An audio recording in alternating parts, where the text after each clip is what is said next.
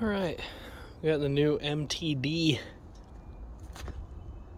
18 horse opposed 6-speed old grandpa mower.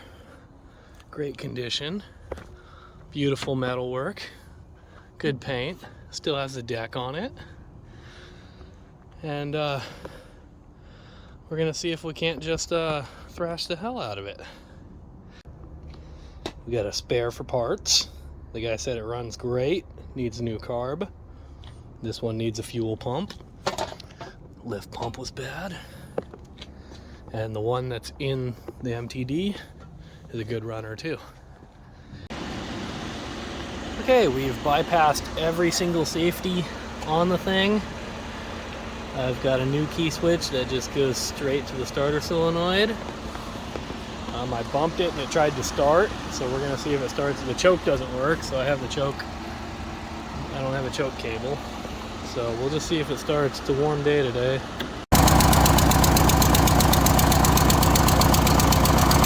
Manual choke.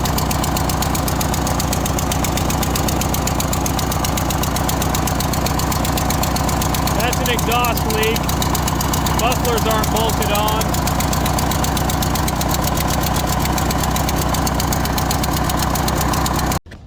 Well, it's been running for a while, so I could gather that the lift pump is working, maybe even the charging system. Let's take it for a ride. Well, the brakes 100% don't work, but if it's on a hill, I put it in the clutch and it stops, because obviously it's not going forward. We're gonna try about third gear.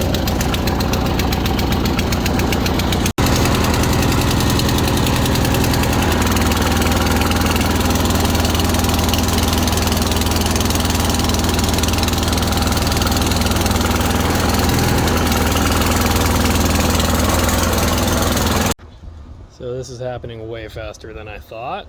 I would like to have the back out, working on the rear axle, pulley swap, welding the diff. And this front end on this MTD is the flimsiest pile of shit I've ever seen. It's got like 1/2-inch spindles and it rides on plastic bushings. Everything's plastic. And I thought, oh, well, maybe the top and bottom are bronze and that's just a spacer. Nope, the top and bottom are plastic bushings as well. And then the steering is like clamped on. So I've got this heavy duty box tubing. I was gonna use it for a strut bar on my car, but now I'm using this and some DOM tubing that's 1/8 wall thickness. I'm gonna build a front axle. Honestly, I can't believe how well this fits. Sometimes I just make this stuff up as I go along. I wasn't exactly sure how I was gonna attach the new axle. If that'll focus. I had to actually Dremel it a little bit. I'm probably still gonna have to tap it with a hammer, but that's gonna be perfect.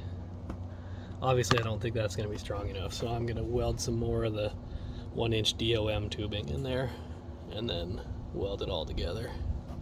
But I wanted to get a shot of it before I did that. That's awesome. That's how the front end looks. She's wider, taller, and about 10 times stronger. I'll probably have to lengthen that tie rod. That's just a stock one. I'll probably sleeve it too.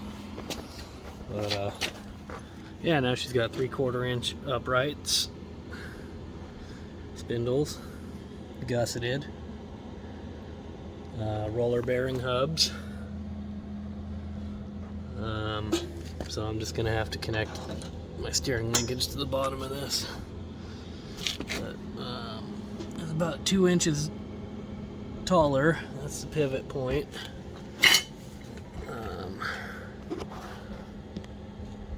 Let's see, let's get some light in here. So that's how that turned out. Just a spacer on either side. And And then more DOM tubing for the through bolt, which is a 3/4 inch grade 8 bolt. They're all pressed into the factory ear there, and of course that's flimsy as hell, this little bracket. I mean, it basically just supports the hood.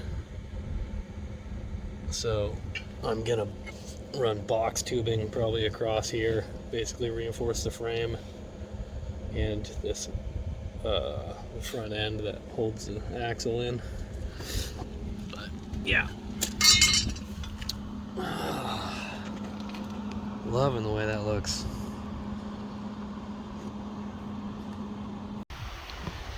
Oh, she's almost done. Couldn't have picked the worst day. Got a storm coming. But I got a foot pedal made.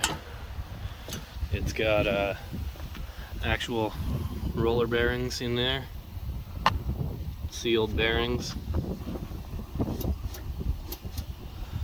And bypass the governor. Front axle, we got steering improved, so it's just a straight shot off the turn gear. I had a big drop bar down to the bottom spindle before. I had to make an upper spindle arm. 3/4 shaft collar. I actually had to make it a keyway shaft collar. It was just an Allen set screw type, so I had to cut a keyway 3/16 key stock. Misalignment Heim joint. This is a little bit of shim stock I kind of added to take up some of the play in the front axle, because we were losing a little bit of steering input just from flex in the front axle and in this crappy MTD frame.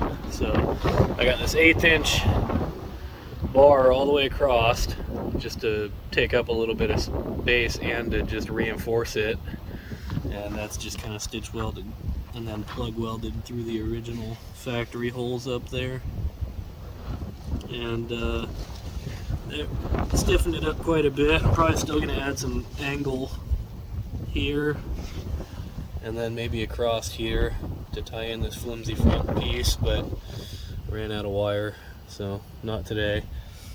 And then this, like I said, it's just like that Delrin material, so it ought to, you know,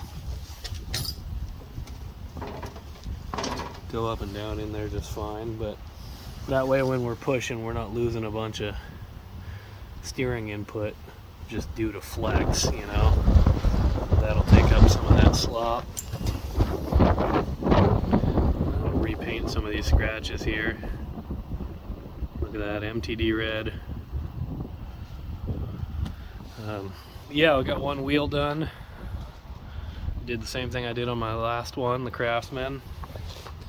MTD has these oddball square D axle shafts, so I had to reuse the stock wheels, which were in great shape. Kind of a shame, but just section them, cut out the hub part that I need, and then countersink it into the ATV wheels.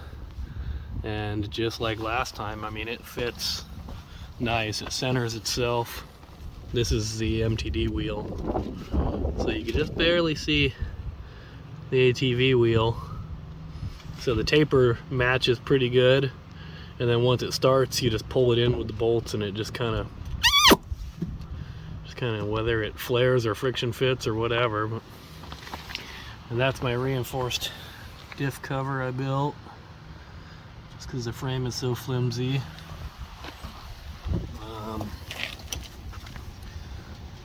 So that ought to hold things together better. And it's pouring down rain. That's the last one done there. That's the MTD wheel. That's the ATV wheel. So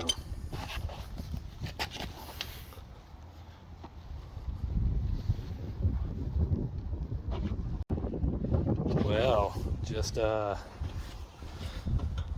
just made a custom spring for the rear brake, and it works. And then finalize the steering, so that works pretty good. Pretty happy with that. It ought to be even better when it's rolling. So we're going to take it for a little rip.